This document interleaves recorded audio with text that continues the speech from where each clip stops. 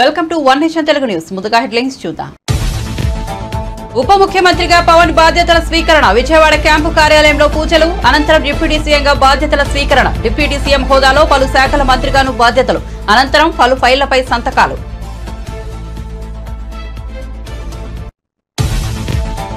హోంమంత్రిగా బాధ్యతలు స్వీకరించిన వంకల్పూడి అనిత. బ్లాక్ 2లో ప్రత్యేక పూజల అనంతరం బాధ్యతల స్వీకరణ. మంత్రి అనితకు వేద పండితుల ఆశీర్వచనాలు. బొకేలు అందించి ఆమెకు శుభాకాంక్షలు తెలిపిన పార్టీ నేతలు, ఉన్నతాధికారులు.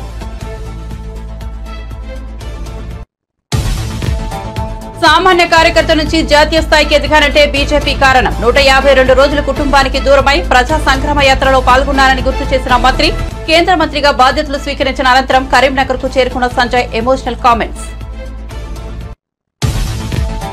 జగన్ అసెంబ్లీకి రావాలి, సమస్యలపై మాట్లాడాలన్న మంత్రి పయ్యావుల కేశవ్. సమావేశాల్లో రాష్ట్ర అభివృద్ధికి, ప్రజా సంక్షేమానికి సంబంధించి అర్థవంతమైన చర్చ జరగాలన్న కేశవ్. చంద్రబాబు సారథ్యంలో జవాబుదారీతనంతో కూడిన పారదర్శక పాలన అందిస్తామని హామీ. గత ప్రభుత్వం గృహ నిర్మాణ నిధులను దుర్వినియోగం చేసిందని మంత్రి కీలక వ్యాఖ్యలు. జగనన్న కాలనీలకు నిధులని కేంద్రమేనన్న మంత్రి కొలుసు పార్థసారథి. అన్ని సౌకర్యాలతో గృహాలు నిర్మించే బాధ్యత ప్రభుత్వానిదేనని వెల్లడి. ఖమ్మంలో ఘనంగా టీయూడబ్ల్యూజే ఐజేయు రాష్ట్ర తృతీయ మహాసభలు. తెలంగాణ రాష్ట్ర సాధనలో జర్నలిస్టుల పాత్ర మరోలేనిదన్న పొంగులేటి శ్రీనివాసరెడ్డి. జర్నలిస్టులకు ప్రభుత్వం అన్ని విధాలుగా అండగా ఉంటుందన్న మంత్రి.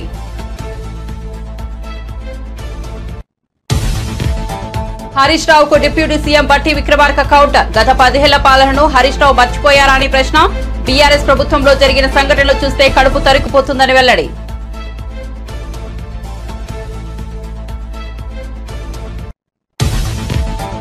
తనపై అన్యాయంగా కేసులు పెట్టారంటూ కన్నీళ్లు పెట్టుకున్న జేసీ ప్రభాకర్ రెడ్డి. గత వైసీపీ ప్రభుత్వంలో చాలా అన్యాయం జరిగిందన్న జేసీ. తమ కుటుంబంపై దొంగలుగా ముద్ర వేసి జైలుకు పంపించారని ఆవేదన.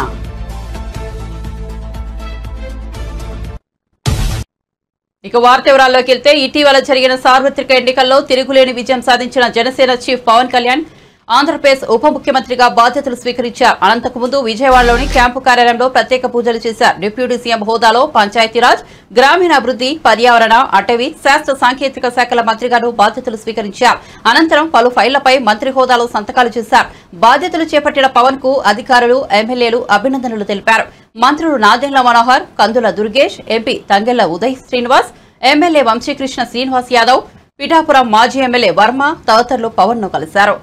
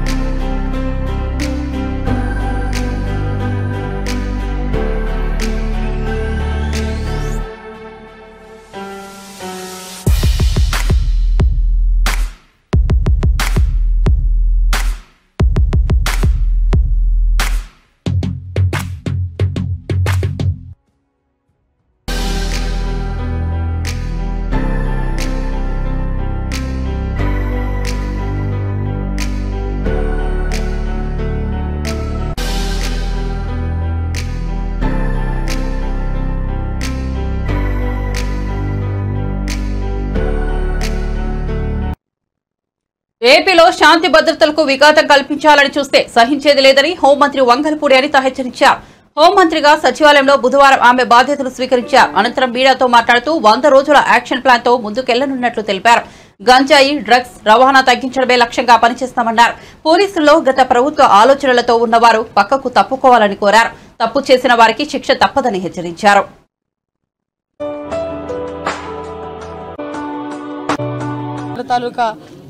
మాకు కృషితో ఈరోజు ఆంధ్రప్రదేశ్ రాష్ట్ర హోమ్ మినిస్టర్గా బాధ్యతలు తీసుకోవడం జరిగింది. ఈరోజు అందరికీ కూడా మా అందరికీ కూడా గుర్తుండిపోయే రోజు.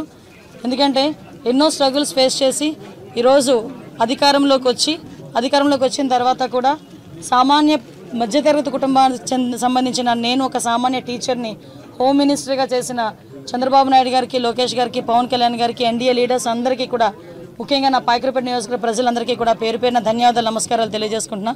ఏదైతే చంద్రబాబు నాయుడు గారు మా మీద పెట్టిన ఈ గురుతర బాధ్యతని సమర్థవంతంగా నిర్వహిస్తామని, దానికి ప్రతి ఒక్కరు కూడా సహాయ సహకారాలు అందించాలని నేను మనస్ఫూర్తిగా కోరుకుంటున్నా. ఏదైతే లాస్ట్ 5 yearsలో లా అండ్ ఆర్డర్ విషయంలో చాలా ఇబ్బందికరమైన పరిస్థితులు ప్రజలందరూ ఎదుర్కొన్నారు. ముఖ్యంగా గంజాయి డ్రగ్స్ విషయంలోని కానీ, విచ్చలవిడిగా ఉన్న గంజాయి డ్రగ్స్ నిర్మూలించడం కానీ, అదేవిధంగా అమ్మాయిల మీద జరుగుతున్న అఘాయిత్యాల మీద ఉక్కుపాదం మోపడం కానీ, రాబోయే కాలంలో లా అండ్ ఆర్డర్ విషయంలో ఎక్కడా కూడా ఎటువంటి ఇబ్బంది లేకుండా ఆంధ్రప్రదేశ్ ప్రజలందరూ కూడా సుఖ సంతోషాలతో ఉండాలని మనస్ఫూర్తిగా కోరుకుంటూ, దానికి మేమందరం కూడా కృషి చేస్తాం. దానికి ప్రజలందరి దగ్గర నుంచి కూడా సహాయ సహకారాలు అందించాలని, మీడియా పరంగా మిమ్మల్ని అందరినీ కూడా సహాయ సహకారాలు అందించాలని మనస్ఫూర్తిగా కోరుకుంటున్నాం. ఓటింగ్ సంబంధించిన బడ్జెట్ రిలేటెడ్ మీద ఈరోజు పెట్టడం జరిగింది, ఫస్ట్ బడ్జెట్ పెట్టడం జరిగింది. ఇంకా మేము కూర్చోవాలి, ఒకసారి ఒక మీటింగ్ కూర్చోవాలి యాక్చువల్గా, ఎందుకంటే చాలా ఇష్యూస్ ఉన్నాయి. ఇప్పుడు దిశ పోలీస్ స్టేషన్, ఆల్రెడీ దిశ చట్టం ఏమీ లేకుండా దిశ పోలీస్ స్టేషన్స్ అనేది మార్చారు. ఆ దిశ పోలీస్ స్టేషన్ అనేది పేరు కూడా మార్చాలి. అట్ ద సేమ్ టైం చాలా ఇష్యూస్ ఉన్నాయి. పోలీస్ డిపార్ట్మెంట్ వాళ్ళు చాలా ఇబ్బందులు వాళ్ళు ఎదుర్కొంటున్నారు. డిపార్ట్మెంట్ వైజ్గా ఇబ్బందులు చాలా ఉన్నాయి వాళ్ళకి కూడా. ఈవెన్ ఇప్పటికీ కూడా కొన్ని పోలీస్ స్టేషన్లోని మినిమం ఎమ్యూనిటీస్ లేకుండా వాళ్ళు ఇబ్బందులు పడే పరిస్థితి కనిపిస్తూ ఉంది. అలాంటి విషయంలోని కానీ రాబోయే సిచ్యువేషన్స్లో ఇప్పుడు గాంజా డ్రగ్స్ విషయంలో ఏదైతే ఇనిషియేషన్ తీసుకున్నామో దాని మీద కూడా ఒక టాస్క్ ఫోర్స్ ఏర్పాటు చేసుకొని దాన్ని కూడా ముందుకు తీసుకెళ్లే కార్యక్రమంలో రేపు ఫర్దర్గా మేము కూడా ముందుకెళ్తాం. ముందులాగే మేము వ్యవహారం చేస్తాము, ఇంతకు ముందులాగే మేము బిహేవ్ చేస్తామంటే కనుక అటువంటి సిచ్యువేషన్స్లో నేను చార్జ్ తీసుకోక ముందే చెప్పాను పోలీస్ డిపార్ట్మెంట్ వాళ్ళకి, అటువంటి వాళ్ళు ఎవరైనా ఇంకా బ్లడ్ అలా నడుస్తూ ఉంది అనుకుంటే కనుక ప్లీజ్ మీరే పక్కకు తప్పుకుంటే పని చేసే వాళ్ళు వస్తారు. నేను ఈ రోజు ఏదో చంద్రబాబు నాయుడు గారికో, పవన్ కళ్యాణ్ గారికో, ఎన్డీఏ లీడర్స్కో మాకో పనిచేయమని చెప్పట్లే. ప్రజలకు అనుగుణంగా పనిచేయండి, ప్రజా రక్షణ విషయంలో పనిచేయండి. మీరు ఏదైతే కాకి డ్రెస్ వేసుకున్నారో దానికి గౌరవంగా మీరు అందరూ పనిచేయండి అని చెప్తున్నా. అంటే వాళ్ళు ఏమనుకుంటున్నారంటే సోషల్ మీడియా అంటే నా పెన్ను, నా పేపరు, నాకు నచ్చింది రాసుకుంటాను అంటారు. కానీ నీకు నచ్చింది రాసుకుంటే నువ్వు ఇంట్లో బీరోలో పెట్టుకోవాలి, అంతేగాని పబ్లిక్ డొమైన్లో పెడితే అది పబ్లిక్ అవుతుంది. కాబట్టి అటువంటి విషయాలు కంపల్సరీ కోర్టు, లాయర్ డిపార్ట్మెంట్ లీగల్గా కూడా దాని మీద నేను ఒకసారి చూసుకుంటాను, మాట్లాడతాను. నేను ఒకటి మాత్రం చెప్పగలనండి, ఏదో అనుకోవచ్చు అనిత హోమ్ మినిస్ట్రీకి వచ్చింది అమ్మాయికి ఏం తెలుసు. నిజంగానే హోమ్ మినిస్ట్రీలో నాకు ఓనమాలంటే ఇప్పటికిప్పుడు నేర్చుకుంటున్నా, ఇంకా నేర్చుకుంటా. యాజ్ పర్ లానే వెళ్తాం, ఎక్కడ కూడా డీవియేషన్ అనేది ఉండదు. ఎవరైతే తప్పు చేశారో తప్పు చేసిన వాళ్ళకి ఎట్టి పరిస్థితుల్లోనే శిక్ష మాత్రం పడుద్ది. అందులో ఎప్పుడో మేము చాలా రోజులైపోయింది మా మీద కేసులు పెట్టేసి మేము బెయిల్స్ మీద బయటకు వచ్చేసాం అనడానికి కూడా లేదు. ఆల్రెడీ బెయిల్ మీద బయటకు వెళ్ళిపోయిన వాళ్ళని కూడా తీసుకొచ్చి మళ్ళీ కేసులు ఓపెన్ చేసే పరిస్థితులు కూడా చాలా ఉన్నాయి, వాళ్ళు అదే రకంగా ఉంటాయి కనుక. సో అలాంటి సిచ్యువేషన్స్లో ఎక్కడ కూడా లా అండ్ ఆర్డర్ విషయంలో కాంప్రమైజ్ అయ్యే ప్రసక్తే లేదు. ఒకటైతే క్లియర్, ఈ 100 days ప్లాన్లో కంపల్సరీగా గంజాయి డ్రగ్స్ రవాణా అన్నది మ్యాక్సిమం తగ్గిస్తాం. ఎందుకు కేసులు ఎత్తాలి, దేనికి కేసులు ఎత్తాలి? ఈరోజు తెలుగుదేశం పార్టీ ఆఫీస్ మీద దాడి జరిగింది. ఈరోజు ఆ దాడి జరిగిన ఇష్యూ గురించి ఎంతవరకు వచ్చింది ఏంటన్నది మేము కూడా తెలుసుకోవాలి. చాలామంది చంద్రయాన్ పేక్ కోసి చంపారు, ఇంకా చాలామంది విషయాలు చాలా అన్యాయాలు జరిగినాయి. అలాగని తెలుగుదేశం పార్టీ వాళ్ళ మీద కాదండి, మామూలు నార్మల్ పబ్లిక్ మీద కూడా అక్రమంగా కేసులు బనాయించిన వాళ్ళు చాలామంది ఉన్నారు, బాధితులు చాలామంది ఉన్నారు. మంత్రి నాలా లోకేష్ నిర్వహిస్తున్న ప్రజా దర్బార్ కు విశేష స్పందన లభిస్తోంది. ఉండవల్లిలో నివాసంలో బుధవారం నిర్వహించిన ఈ కార్యక్రమానికి మంగళగిరి నియోజకవర్గంతో పాటు ఇతర ప్రాంతాల నుంచి ప్రజలు తరలివచ్చి సమస్యలను విన్నవించుకున్నారు. మంత్రి నాలా లోకేష్ ను కలిశాక తమ సమస్యను వెంటనే పరిష్కరించారని విశాఖ నగరానికి చెందిన ఓ మహిళ తెలిపారు. విశాఖకు చెందిన అభ్యుదయ గ్రామీణ డ్వాక్రా రాష్ట్ర కమిటీ అధ్యక్షురాలు దేవకీదేవి ఎగ్జిబిషన్ గడువు రెన్యువల్ కోసం గత కొన్ని రోజులుగా ఉన్నతాధికారుల చుట్టూ తిరిగారు. తాము తయారు చేసుకున్న చేతి వృత్తుల ఉత్పత్తుల అమ్మకం కోసం అధికారులను గడువు కోరినా ఫలితం దక్కలేదని ఆవేదన వ్యక్తం చేశారు. బుధవారం మంత్రి లోకేష్ ను కలిశాక గంటలో సమస్య తీరిపోయిందంటూ దేవకీదేవి భావోద్వేగానికి గురై కన్నీటి పర్యంతమయ్యారు. నేను అభ్యుదయ గ్రామీణ, నా పేరు కోట దేవకీదేవి అండి. నేను అభ్యుదయ గ్రామీణ డ్వాక్రా స్టేట్ కమిటీ ప్రెసిడెంట్గా పనిచేస్తున్నానండి గత 2015 నుంచి. ఇప్పుడు గత జరిగిపోయిన 5 సంవత్సరాల్లో మేము డ్వాక్రా మహిళలు ఎన్నో కష్టాలు పడ్డాము. గవర్నమెంట్కి పేమెంట్ కట్టి లక్షలు కట్టి మేము చేసుకున్నామండి. ఆ లక్షలు కట్టినా కూడా ఎలక్షన్ కోడ్ ఉండి పోలీసు వారు పర్మిషన్ ఆపేశారు. మాకు డ్వాక్రా బజారు చేనేత. నా పేరు కోట దేవకీదేవి అండి. నేను అభ్యర్థి. మాజీ ముఖ్యమంత్రి జగన్ అసెంబ్లీకి రావాలని ఆంధ్రప్రదేశ్ శాసనసభ వ్యవహారాల మంత్రి పయ్యావుల కేశవ్ సూచించారు. బుధవారం ఆయన అసెంబ్లీలోని కార్యాలయంలో బాధ్యతలు స్వీకరించారు. అనంతరం మాట్లాడుతూ శాసనసభ సమావేశాల్లో రాష్ట్ర అభివృద్ధికి, ప్రజా సంక్షేమానికి సంబంధించి అర్థవంతమైన చర్యలు చర్చలు జరపాలని ఆకాంక్షించారు. ముఖ్యమంత్రి చంద్రబాబు సారథ్యంలో ప్రజలకు జవాబుదారీతనంతో కూడిన పారదర్శక పాలన అందించేందుకు కృషి చేస్తామన్నారు. జగన్ సభకు వచ్చి ప్రజా సమస్యపై మాట్లాడాలని కోరుకుంటున్నారని పేర్కొన్నారు. ఇప్పుడు సభలో స్వపక్షమైన విపక్షమైన తామే అన్నారు. ప్రజల కోసం ఏ పాత్ర పోషించడానికైనా సిద్ధంగా ఉంటామన్నారు. బాధ్యతలు స్వీకరించిన తర్వాత ఈ నెల 21, 22 తేదీల్లో అసెంబ్లీ నిర్వహణ నేపథ్యంలో ఇందుకు సంబంధించిన దస్త్రాలపై సంతకాలు చేశారు. అనంతరం సమావేశాల నిర్వహణ తదితర అంశాలపై అధికారులతో సమీక్ష నిర్వహించారు. ఎన్టీఆర్ చిత్రపటం వద్ద నివాళులర్పించారు.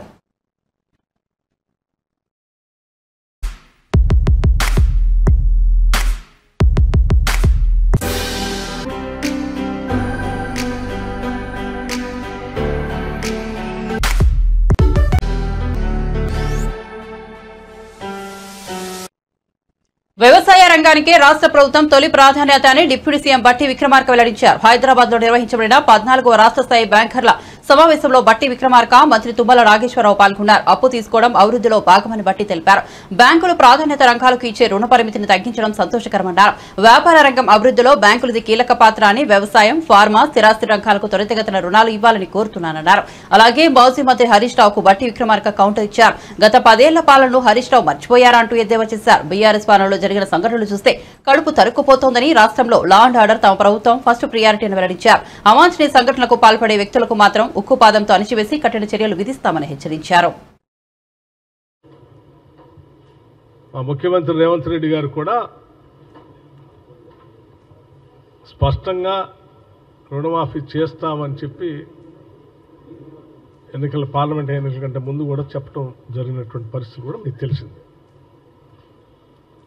Chief Minister, the entire cabinet colleagues and the party fully committed towards the waiving of the crop loans. రుణమాఫీ మేము చేస్తామని చెప్పిన మాటని తూచా తప్పకుండా అమలు చేస్తాం కూడా. ఎవరికైనా సందేహాలు ఉంటే, లేకపోతే ఎవరికైనా రాజకీయ పరమైన ఆలోచనలు ఉంటే వాళ్ళ ఆలోచనలు వాళ్ళు చేస్తూనే ఉండమని చెప్పండి. మేము చేసే పని మాత్రం స్పష్టంగా చేస్తాం. ద వే రైతు బంధు ఏరో అని ప్రచారం చేస్తే వేసి చూపించాం. అట్లాగే రుణమాఫీ కూడా మీ ఆలోచన మీకు ఉండొచ్చు. మీరు ₹1,00,000 రుణమాఫీ చేస్తా అని చెప్పి 5 ఏళ్ళు చేయకుండా తాత్సారం చేసి మీలాగనే మిగతా పార్టీలు కూడా ఉంటాయని మీరు ఊహించుకుంటుండొచ్చు. కానీ మేము అలా ఉన్నాం, చేస్తాం, తప్పనిసరిగా చేస్తాం. Will do that.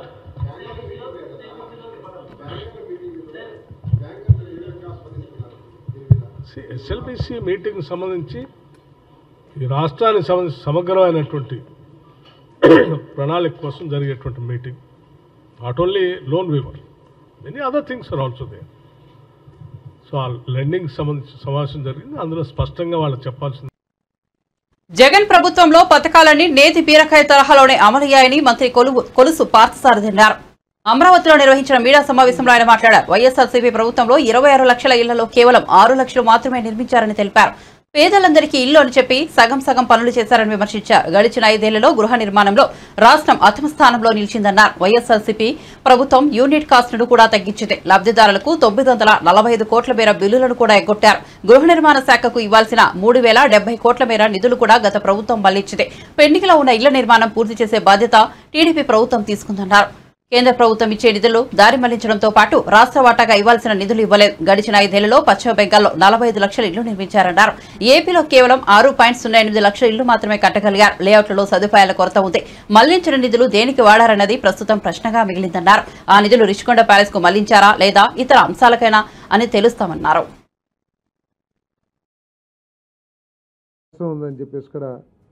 ఈ నిధులన్నింటినీ కూడా డైవర్ట్ చేశారని చెప్పేసి కూడా మనం చేస్తాము.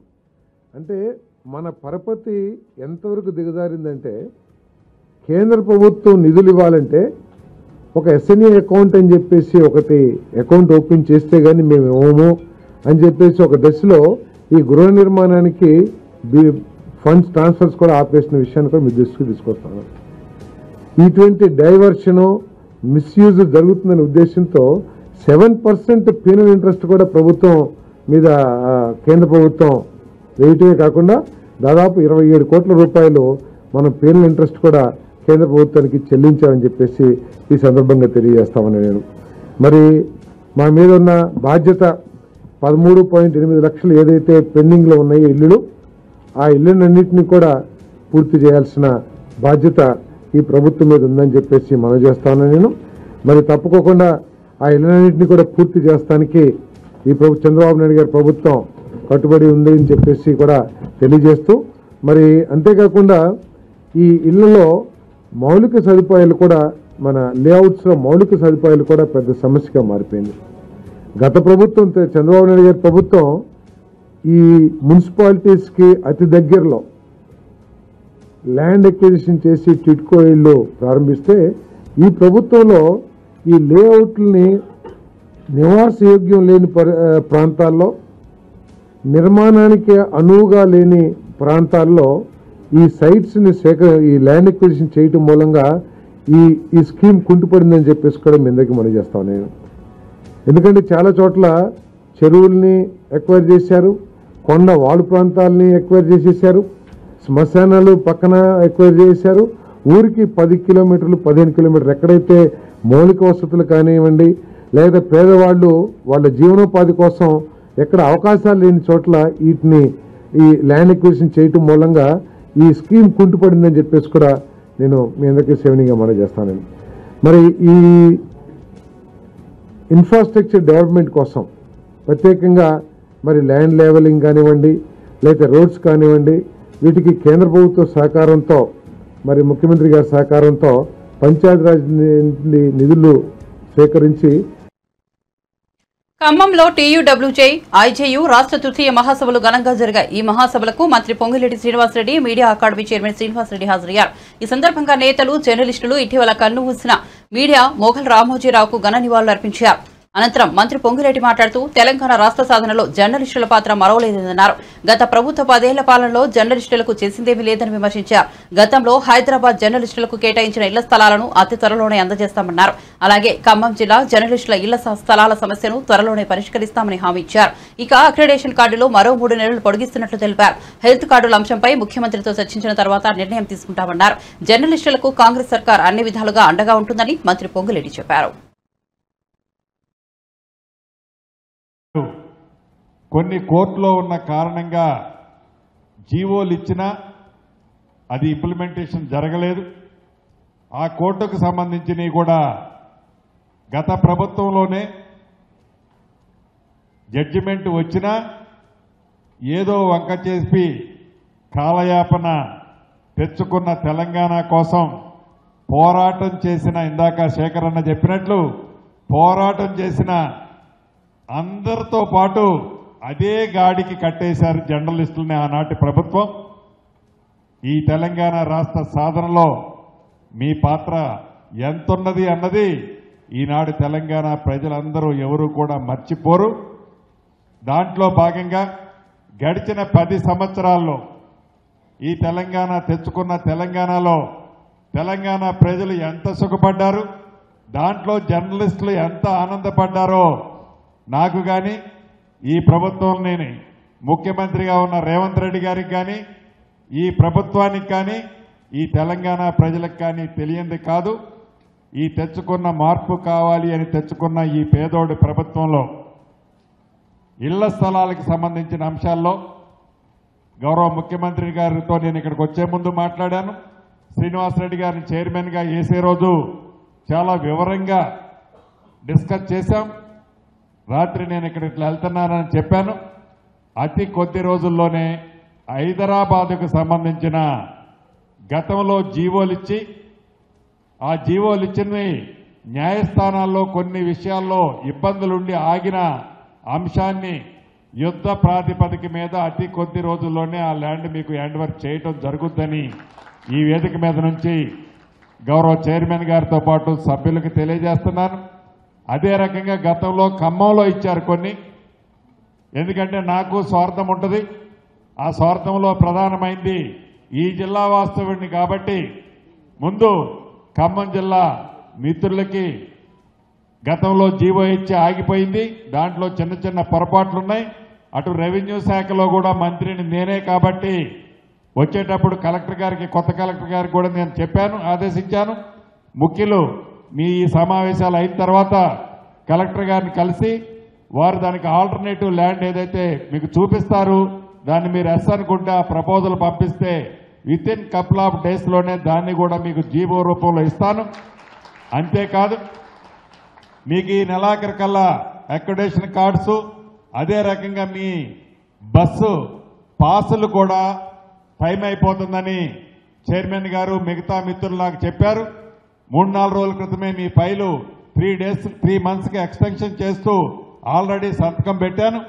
కలెక్టర్లకి అవి కూడా ఆదేశాలు ఇవ్వాలి కానీ రేపు.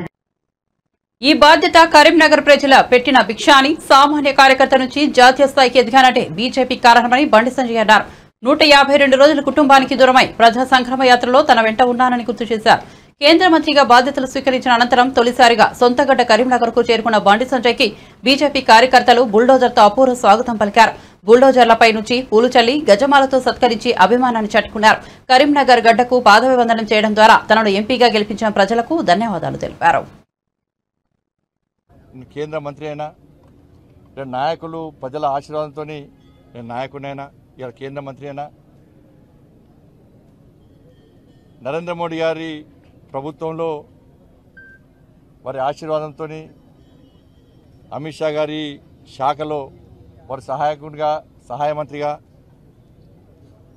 బాధ్యతలు నిర్వహించే అవకాశం మా జాతీయ అధ్యక్షులు జేపీ నడ్డా గారు ఇవ్వడం, మా జాతీయ నాయకత్వం ఇవ్వడం నిజంగా చాలా సంతోషం.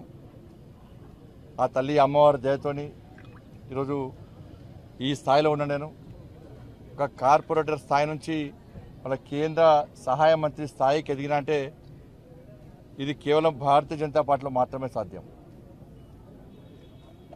రాష్ట్ర అధ్యక్షునిగా ఉన్నప్పుడు, నేను రాష్ట్ర అధ్యక్షుడు ఉన్నప్పుడు ఈ తెలంగాణ రాష్ట్రంలో బీఆర్ఎస్ పార్టీ ప్రభుత్వం భారతీయ జనతా పార్టీ కార్యకర్తల మీద ప్రయోగించినటువంటి లాఠీ దెబ్బలకు ఇలా నాకు గుర్తింపు వచ్చింది. తెలంగాణ రాష్ట్రంలో బీఆర్ఎస్ పార్టీ మూర్ఖత్వ పాలనకు వ్యతిరేకంగా నా కార్యకర్తలు జైలుకు పోయిన సందర్భంలో దాని షీట్స్, కమ్యూనల్ షీట్లు, గృహ నిర్బంధాలు చేసిన సందర్భంలో కార్యకర్తల వల్ల నాకు ఇలా గుర్తింపు వచ్చింది.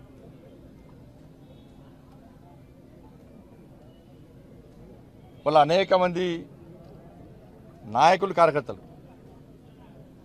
ఇలా ప్రజా సంగ్రామ యాత్ర చేపడుతుంటే దాదాపు 150 రోజుల పాటు వాళ్ళ కుటుంబాలకు దూరమై, వాళ్ళ సొంత పనులు పక్కబెట్టి, మోడీ గారి యొక్క ఆశీర్వాదంతో, మా జేపీ నడ్డా గారి యొక్క ఆదేశం మేరకు మేము తెలంగాణ రాష్ట్రంలో నిర్వహించిన ప్రజా సంగ్రామ యాత్రలో నా అడుగులో అడిగేసి ఇవాళ నాకు చేదోడుగు వాదోడుగున్నటువంటి ప్రజా సంగ్రామ యాత్రలో పాల్గొన్నటువంటి కార్యకర్తల యొక్క కష్టమే వాటి వల్లనే నాకు ఈరోజు ఈ బాధ్యత, ఈ గుర్తింపు వచ్చింది. అందుకే ఇది కార్యకర్తలకి అంకితం. ఈ బాధ్యత కూడా, ఈ పదవి కూడా కార్యకర్తలకి అంకితం. ఆ రోజు కార్యకర్తలు అంత అగ్రెసివ్గా కొట్టాడుకుంటే, కార్యకర్తలు జైలుకు పోకుంటే. బస్సుల కొనుగోలు విషయంలో వైఎస్ఆర్సీపీ ప్రభుత్వం తమను దొంగలుగా చిత్రీకరించి జైలుకు పంపారని మాజీ ఎమ్మెల్యే జేసీ ప్రభాకర్ రెడ్డి తీవ్రస్థాయిలో మండిపడ్డారు. వైఎస్ఆర్సీపీ ప్రభుత్వంలో ఐపీఎస్ సీతారామాంజనేయులు, అప్పటి మంత్రి పేర్ని నాని, డీటీసీ శివరాం ప్రసాద్ ఆదేశాలతో వేధించారని ధ్వజమెత్తారు. 10 రోజుల్లో అధికారులు తనకు న్యాయం చేయాలని డిమాండ్ చేశారు. లేదంటే ఎస్పీ కార్యాలయం, డీటీసీ ఆఫీస్ ముందు తాను, తన కుటుంబ సభ్యులు నిరాహార దీక్ష చేస్తామని జేసీ ప్రభాకర్ రెడ్డి హెచ్చరించారు. బస్సులు దొంగవి తెచ్చినామని, ఇది పంజాబ్ గవర్నమెంట్, ఇది మా మెడ్రాస్ గవర్నమెంట్ ఉంది. పంజాబ్ గవర్నమెంట్లో 7,000 బండ్లు అమ్మినారు. సుప్రీంకోర్టు రూల్ జడ్జిమెంట్ ఏముంది, after April 1, 2017 manufacturer or agent can't sell the vehicle in India. 7,000 బండ్లకు గాను పంజాబ్ గవర్నమెంట్ ఏం చేసిందంటే ఒక పెద్ద అనౌన్స్మెంట్ ఇచ్చింది. ఎవరి దగ్గర ఇలాంటి బండ్లు ఉంటే, తమిళనాడులో కూడా ఇచ్చింది, ఎక్కడైనా సరే ఇలాంటి బండ్లు ఎవరన్నా మీరు కొనింటే బై మిస్టేక్ రిజిస్ట్రేషన్ చేసినది, అమ్మినది, మీరు బండ్లన్నీ వెనక్కి అంటే పంజాబ్లో ఒకటేసారి 5,700 బండ్లు సరెండర్ చేసినారు. ఆంధ్రప్రదేశ్లో ఈ రోజు కూడా ఈ బండ్లు ఉన్నాయి. ఇది మొత్తం మిస్టేక్ మ్యానుఫ్యాక్చరర్ది. ఎవడేడు రిజిస్టర్ చేసినాడో వాళ్ళకన్నీ ఉద్యోగాలు కూడా పోయినాయి. మాదిరి భద్రాద్రిలో వచ్చి ఇంట్లో పట్టుకొని పోతారు. దీనికి ఎస్పీ కూడా కారకుడే. నన్ను పట్టుకొచ్చిన వాళ్ళందరి మీద రాశాను. నేను హైకోర్టుకు పోయినా, హైకోర్టుకు పోతే ఆర్డర్ ఏమి ఇచ్చినారు చూడండి. ఈ డబ్బులు గవర్నమెంట్లో కానీ ఇండివిజువల్గా ఎవడో నీ బస్సు పట్టుకున్నారో ఇమ్మన్నారు. వైఎస్ఆర్ గవర్నమెంట్లో నేను ఈ గవర్నమెంట్ ఏమను చంద్రబాబు ఒకవేళ నేను పోయి అడిగితే అన్ని చేస్తాను నాకే. But I have to prove my self. లేదంటే రేపు ఆయన అంటారు దీంట్లో సీతారామాంజనులు మెయిన్. సీతారామాంజులు వదలను. వాడు పేరుని నాని తన అసిస్టెంట్ కమిషనర్ ప్రసాద్ రావు, ఈయన డిటిసి శివప్రసాద్, అందరూ బ్రేక్ ఇన్స్పెక్టర్లో మీ ఇళ్ళ కాడొచ్చి కూర్చుంటా. ఈ రోజు నుంచి 10 రోజుల లోపల ఎస్పీ కూడా ఇచ్చి వచ్చిన దాట్ ఎంక్వైరీ మా డిటిసి ఎంక్వైరీ చేయి. ఆల్ బ్రేక్ ఇన్స్పెక్టర్స్ నా బండ్లు పట్టుకునే ప్రతి బ్రేక్ ఇన్స్పెక్టర్ మీ ఇళ్ళ కాడ కూర్చోడి కాంపెన్సేషన్ కట్టించుకుంటే నేను న్యాయం కోరుతాను. బులెటిన్ ముగించే ముందు హెడ్లైన్స్ మరోసారి చూద్దాం. ఉప ముఖ్యమంత్రిగా పవన్ బాధ్యతల స్వీకరణ. విజయవాడ క్యాంపు కార్యాలయంలో పూజలు. అనంతరం డిప్యూటీ సీఎంగా బాధ్యతల స్వీకరణ. డిప్యూటీ సీఎం హోదాలో పలు శాఖల మంత్రిగాను బాధ్యతలు. అనంతరం పలు ఫైళ్లపై సంతకాలు.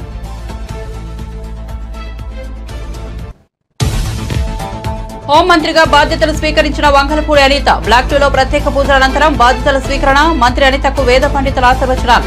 ఒకేలో అందించి ఆమెకు శుభాకాంక్షలు తెలిపిన పార్టీ నేతలు, ఉన్నతాధికారులు.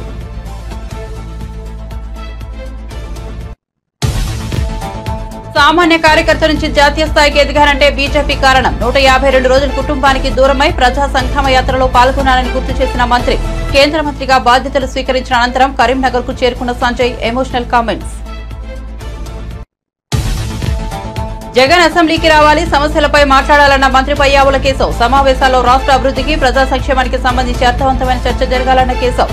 చంద్రబాబు సారథ్యంలో జవాబుదారీతనంతో కూడిన పారదర్శక పాలన అందిస్తామని హామీ. గత ప్రభుత్వం గృహ నిర్మాణ నిధులను దుర్వినియోగం చేసిందన్న మంత్రి కీలక వ్యాఖ్యలు. జగనన్న కాలనీలకు నిధులన్నీ కేంద్రమేనన్న మంత్రి కొలుసు పార్థసారథి. అన్ని సౌకర్యాలతో గృహాలు నిర్మించే బాధ్యత ప్రభుత్వానిదేనని వెల్లడి.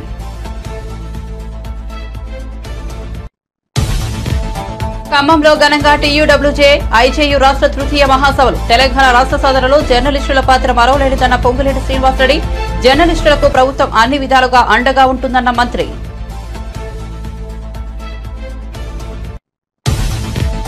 హరీష్ రావుకు డిప్యూటీ సీఎం బట్టి విక్రమార్క కౌంటర్. గత 10 ఏళ్ల పాలనను హరీష్ రావు మర్చిపోయారా అని ప్రశ్న. బీఆర్ఎస్ ప్రభుత్వంలో జరిగిన సంఘటనలు చూస్తే కడుపు తరుక్కుపోతుందని వెల్లడి.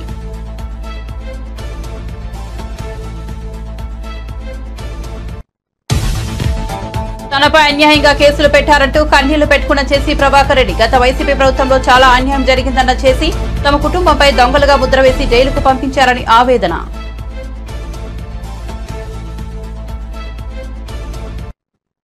మరిన్ని అప్డేట్స్ కోసం చూస్తూనే ఉండండి వన్ నేషన్ తెలుగు న్యూస్.